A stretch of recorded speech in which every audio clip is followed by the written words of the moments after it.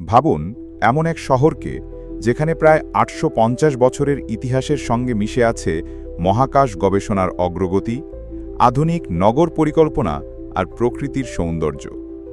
এ শহরই Moscow, বিশ্বের অন্যতম বৃহৎ ও প্রভাবশালী নগরী, যেটি শুধু রাশিয়ার নয়, গোটা পৃথিবীর বিজ্ঞান, সংস্কৃতি এবং রাজনীতির কেন্দ্রবিন্দু।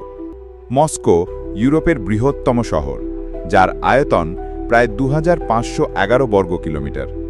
শহরটি ওকা ও ভোলগা নদীর উপনদী মস্কোবা নদীর তীরে গড়ে উঠেছে। ভূবিজ্ঞানীরা জানান, এ অঞ্চলের ভূপ্রকৃতি বরফ যুগে হিমবাহ দ্বারা গঠিত, যা শহরের মাটি ও প্রাকৃতিক গঠনে এখনও প্রভাব রাখছে। শহরটির আবহাওয়া মহাদেশীয়, শীতে প্রচণ্ড ঠান্ডা আর গ্রীষ্মে মাঝারি উষ্ণতা। বৈজ্ঞানিক পরিমাপে দেখা যায়, শীতকালে তাপমাত্রা প্রায় -15 ডিগ্রি সেলসিয়াস পর্যন্ত নেমে যেতে পারে।